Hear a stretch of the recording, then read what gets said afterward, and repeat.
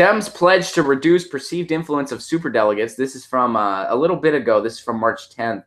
So the DNC voted Saturday to acknowledge a need to reduce the influence of so-called superdelegates in the presidential primaries, while a decision on specific changes to the role such delegates will play in the 2020 election won't come until this summer. Wow. The DNC the Democratic Party is stating loudly and clearly that the status quo will change, Tom Perez said. When our work is complete, our 2020 nomination process will be the most fair and transparent in the history of American presidential politics. You mean you won't have superdelegates? Here's what they're voting to do. They're voting to reduce the influence. Guess what, guys? There's one appropriate number of superdelegates. It's 0. One number, 0. Well, Ron, nope. Whenever somebody says, well, when it comes to superdelegates, here's the thing. Here's where it gets complicated. As soon as they say that, all I see are turds floating out of their mouth. Just piles of shit floating out of their mouth with dollar bill signs attached to it, because that's what they got to say whatever bullshit they're spewing at you. It's going to be the most fair and transparent. You mean there will be no superdelegates? If you mean anything less, not enough. Not enough. There are DNC members who want to remove superdelegates, allowing the candidate with the majority of pledged delegates earned through the primaries to win the nomination. Other DNC members believe they have earned their uncommitted vote through years of participation in the party. Any proposal to change the power of superdelegates would need 2/3 support from the DNC's 447 members to pass. The committee has until June 2018 to complete its work. All right, well, we'll see. And Eric says he tweeted something as well in regards to the superdelegates. So here's something Eric tweeted to go along with this. Here, hang on. Let me give you a Get Your News On with Ron retweet to Eric.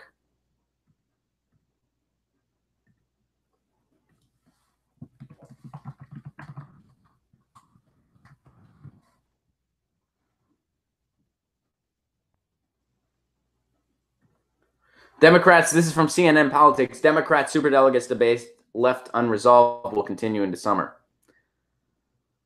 So this is basically they have until June to figure out what they're going to do here. So Clinton issued a statement after the DNC's vote. I applaud the members of the DNC for continuing the important work of the Unity Reform Commission to ensure a greater role of primaries in our nominating process.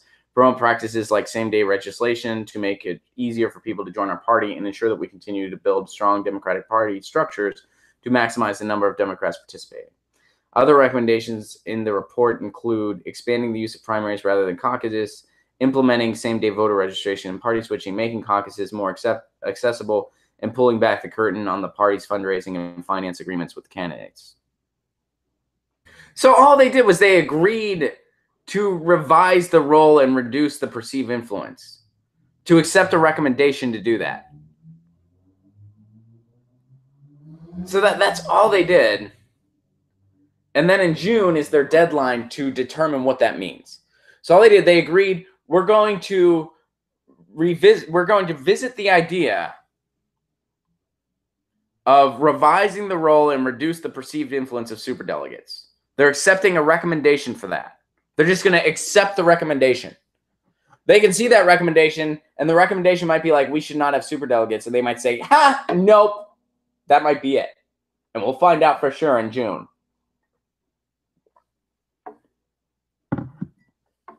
I mean, what? How softball can you get? How freaking authoritative can you get when you really think about it? Like, how ridiculous is that they're just saying, we agree, we're going to accept a recommendation that we cheat less. That's literally what the Democratic Party just said to you, the people who they want to be in their party, supposedly. We're going to accept a recommendation that we should cheat less. We agree to do that. Tom Perez is telling you that's a milestone. That's a milestone, that they're going to accept a recommendation. They're going to listen to your recommendation that they get to cheat less. Holy shit. Wow.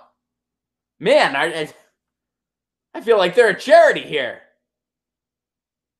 The Democratic Party almost sounds democratic. Almost. Not quite. It almost sounds like you're a serf to them.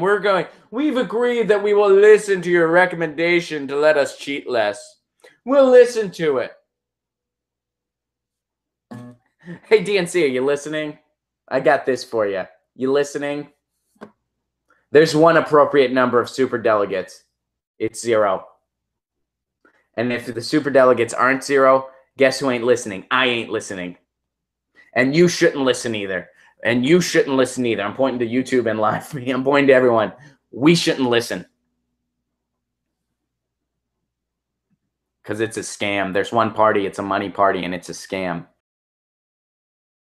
Hey guys, thanks for watching. That was a clip from Get Your News On with Ron, the world's first viewer-curated streaming news show. What does that mean? That means I log on to a stream and people tweet me articles over on Twitter at Ron Placone, or they use our Reddit subsection, which is just Get Your News On with Ron over on Reddit. And that's how we build the show. I'm seeing all these articles for the first time. We are literally getting our news on together. Follow me on Twitter at Ron Placone so you can participate. And this show streams live every Tuesday through Friday at 10 a.m. Pacific Standard Time. So please do tune in. If you want to support this show, you can do so over on patreon.com/Ron Placone, where for as low as $1 a month, you get access to exclusive podcasts every week, exclusive videos, free tickets to shows when I'm performing in your town, and more for as low as $1 a month. Please do consider it. Thank you so much for your support. This has been Get Your News On with Ron.